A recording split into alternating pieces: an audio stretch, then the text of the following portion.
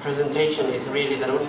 I have evaluation of weed management, system price intensification, and direct seed rice.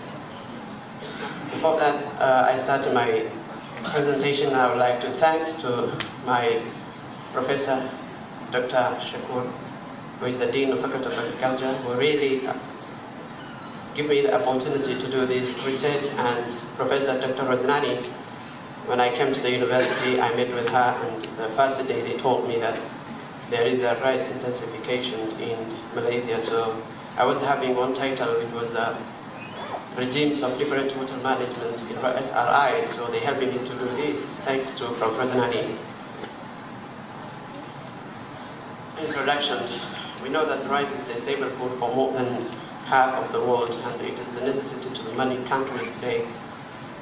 Even though rice is essential for more than half of the world population, it is vital to look for a better way to cultivate rice that doesn't harm the environment and preserve the resources, which means there is a lot of different difficulties which our field are facing these days. So that Father Niluni was the first man scientist to discover the element of rice intensification or innovative.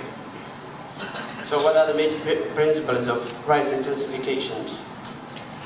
Principles are raising the seedling in carefully managed nurseries, transplanting of single-trait seedling at 8 to 15, but the one I'm just working, they transplanted at 7 days.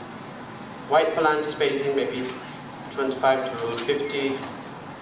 Intermittent irrigation, which is some people are using 2 days or sometimes, to avoid them permanent flooding during the vegetative phase, and increase the tillering, which means increase the tillering means if we are sitting here, maybe you need water. So if you need water, you have to go outside and take water. That means the rice, when there is less water, the rice root sends the water, and that's why the root is more than other one, which is having permanent water. Addition of nutrient to the soil, preferably in organic form, such as a compost instead of a chemical fertilizer. Intensive manual or mechanical control. In manual, though it is needed some labor, but it is also more cost effective than using the chemicals or others. The wheat, this is based on my evaluation. Wheat is a major concern of rice production worldwide. It's made rice yield loss of about 10%. In yield loss of Malaysia last year by grass or broadleaf percentages was 40, 41, 28, 10% respectively. The strong negative impact that wheat can have on rice yield creates a demand for most effective management strategies. Wheat management is one of the basic principles of SRI, which is complete and high investigation in SRI, because when there is less water, the wheat investigation is always high. Important features of SRI. Why SRI we are doing in SRI, and why it is important? Because it has a less seed rate. In conventional people, we are using conventional or direct seed rice. They use 40 to 50 or otherwise 60 to 80. So only the direct SRI you can use 5 kg per hectare. Low water requirement, as there is no need standing water in the field. That is also another one that is very important to SRI. Transplanting gap seedlings, 8 to 12 seedlings you can also transplant. Weeding, simple hoe you can do hand weeding and mechanical weeder, which is 3 of them are organically safe. Organic manure is a place of chemical fertilizer used compost or in other chemical manures to do pest management without chemicals. You can use some pest management you can see here. These are some details I have taken from internet, different in Bangladesh or different area.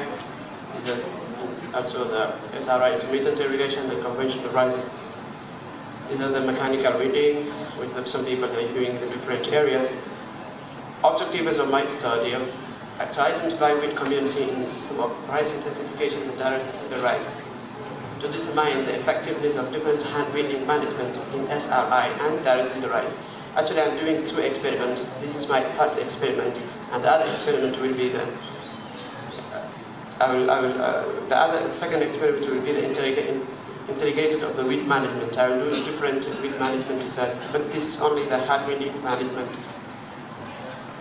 So this was the place I have done in my first experiment field, Senga district. The rice variety was 263, plant size was, the farmer, I had just followed the farmer's field because they were using the field, so I have chosen in each plot 5 meters square, 5 treatments. Irrigation regime is intermittent irrigation. They were using water from the canal and ditch around all the plant gladys. So water level was equal to 5 to SRI and 5 centimeters SRI. Fertilizer, organic fertilizer, 2 tons per hectare they were using. Transplanting method is SRI system, 7 days old seedling with 1 seedling per hill. And seed rate in direct seed 60 to 80 in standard, that's a standard in Malaysia. Pest management, organic pesticides they were using. Treatments, T1 are hand weeding at 10 days, also permanent memo was the first one. And we have just taken the dry weight and we didn't analyze more, but later I hope I will set it to analyze. This was the weed is in different area, it's also same like the previous one. This was the plant height, number of tilleries per hill, and the number of effective tilleries. The most plant height was 104. And the lowest one was 1.1 in a direct seed rice. So this was, T1 was having the highest plant height, which was 10 days after transplanting or weeding. And the lowest one was the T5, which is controlled, having the plant height of 84, and other one was, I said, was 80.7.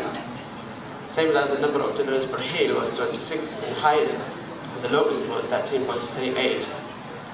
In direct seed rice, and SRI was 16.74. Same like effective tillers per hill 22, the highest, and 16.20 in SRI, and 9.10 was in direct seed rice. Number of panicles per hill, panicles length, and the number of calculation. In this research, SRI performed better than DSI in terms of growth and yielding need of a variety of M263 variety. Though SRI has just introduced it seems to be promising technology to increase the rice productivity in a sustainable way.